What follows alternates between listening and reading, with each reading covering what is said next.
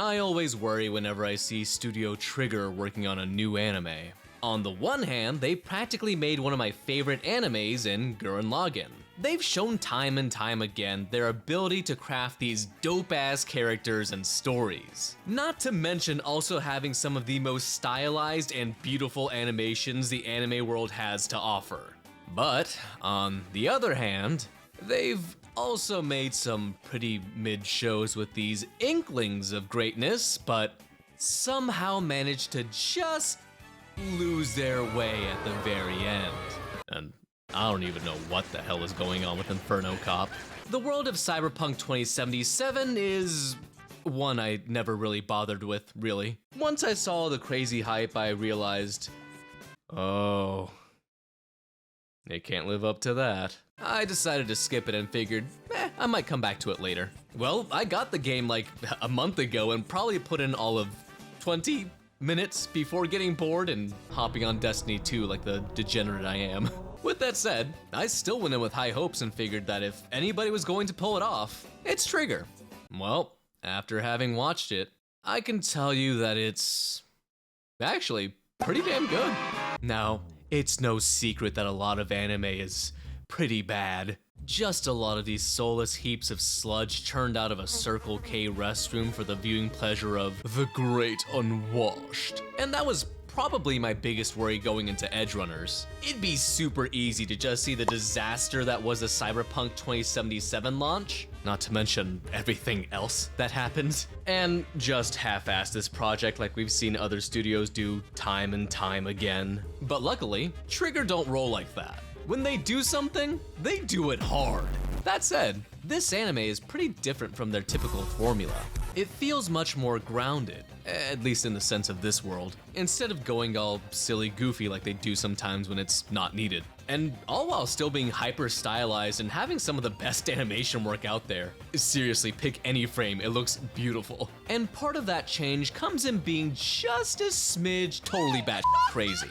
Netflix gives you a content warning for gritty, and boy oh boy do they mean it. Heads being clapped, characters saying words like and all the sucking and and baps as far as the eye can see.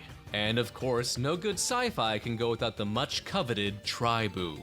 I mean, for reference, right? Me and my dingbat brain thought it'd be a good idea to watch Little Witch Academia before watching this. And man, it's a lovely little show that's all sorts of fun, but holy shit, dude. Let me tell you, it's shell shock and a half when you transition from a girl trying to ride a broom to brutal depictions of murder and cyber hysteria every other minute.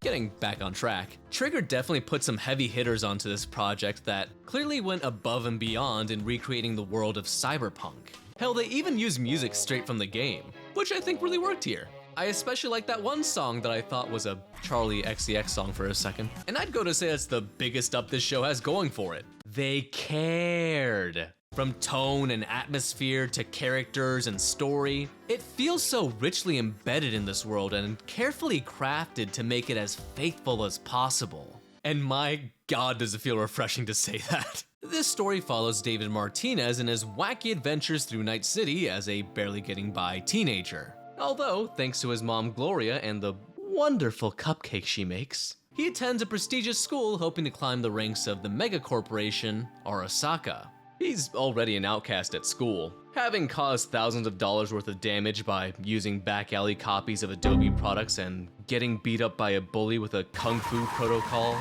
Without going deep into spoiler territory, David is probably my favorite thing about this show. He's kinda like the Huey of this series. A character that doesn't really belong in the world he's forced himself into, but stays there in miserable conditions for the people he cares for. In a world of homicidal bums and people motivated by money, power, or whatever the this thing is, David is the one soul in this city that isn't in it for himself. He chases the dreams of people that feel their dreams are no longer reachable, and actively changes the people around him for the better. Even if they do got some fat ass body counts. The Edgerunners are a group of mercenaries that take David in after he meets Lucy and she clam jams him. Maine is the group leader and another standout character with his own set of aspirations for both his personal betterment and the growth of his team. He's also kind of a maniac. Lucy is the romantic interest of the story and another favorite character of mine for how much she changes throughout the series. Being very cold and distant in the beginning, but eventually shows her more caring side by the end, especially towards David. She seems distraught at the idea of changing him, not only by introducing him to an even darker side of Night City, but also by having him chase her dream instead of pursuing his own. Rebecca has seemingly become a fan favorite. She's forklift certified. It's funny to me that she caught on because of the gamer, is to be believed. CD Projekt Red didn't really want her in there, but Trigger hit him back with, "The lolly must stay."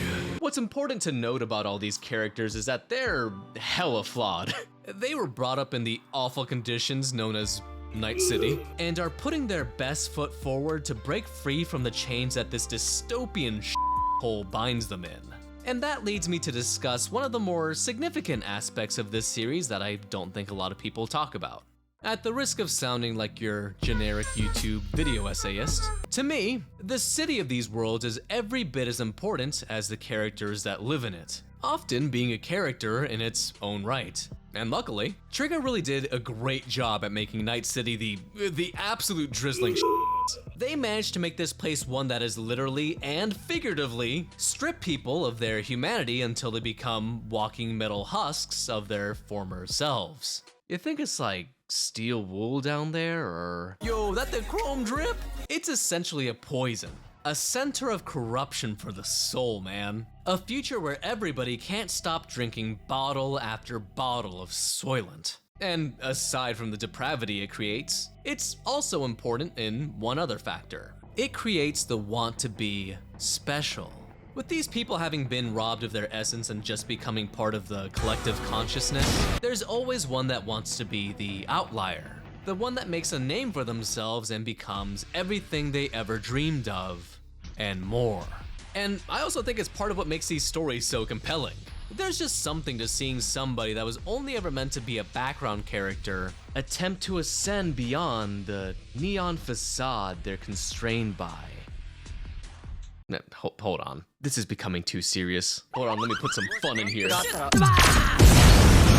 Anyway, if you ask me, I'd say Cyberpunk Edgerunners is definitely worth the watch. Is it perfect? No, not at all. One of the main things against it is that it unfortunately suffers from being only 10 episodes long. Aside from just being a tad bit too short, it really would have done some good for this show if they let the slow burn elements really breathe and expand. And if I'm being point blank, the story itself isn't really anything to write home about. The characters are really the ones that carry this show on their backs. And if it wasn't for them, I don't think I could recommend it as much. That being said, being short is also a plus in being a quick and easy watch, which I really appreciate these days. Also, despite it being only 10 episodes long, this show does a much better job investing me in its world than some shows do in double that time.